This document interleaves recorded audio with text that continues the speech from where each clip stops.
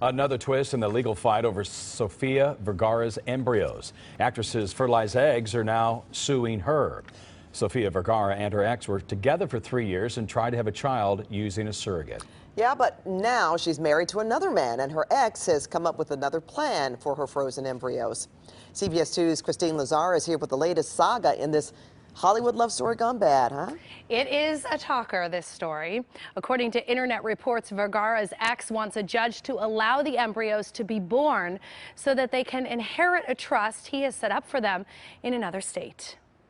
We go to work and it's a pleasure. We all get along. She's known for having some of the best genes in Hollywood, and now Sofia Vergara's DNA is at the center of a lawsuit brought forth on behalf of her own unborn children. I think she feels violated. Lori Myers is a reproductive attorney. She thinks a lawsuit filed by Vergara's ex-fiancé Nick Loeb on behalf of 2 fertilized embryos the couple created more than 3 years ago likely won't go anywhere. The female embryos are listed as Emma and Isabella in the Right to Life lawsuit filed in Louisiana. I think he's trying to take advantage of a potentially more pro-life state and in a political environment where things may be in flux. Vergara and Loeb have a signed contract that says both parties need to agree on any decision involving the embryos. Loeb originally filed suit last year in California, claiming the contract didn't specify what would happen to the embryos if the couple split up.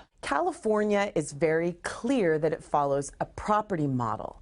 And what that means is once the eggs are aspirated and those embryos are formed, they are considered the personal property of those people. Even though they're not married, they're still considered their joint personal property and have to agree on their outcome. In a statement, Vergara's attorney says a Los Angeles judge was going to rule on the actress's request to dismiss the case next week. He writes, apparently Mr. Loeb and his counsel, knowing that he was about to lose, decided to attempt to save face by taking their proverbial ball and going home.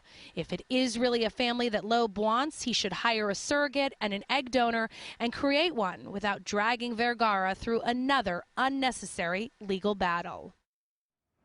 Vergara's ex-fiancé wrote an op-ed piece in the New York Times last year. In it, he claimed all he wants to do is to be a father and that he doesn't want money or support from the actress. Pat and Jeff.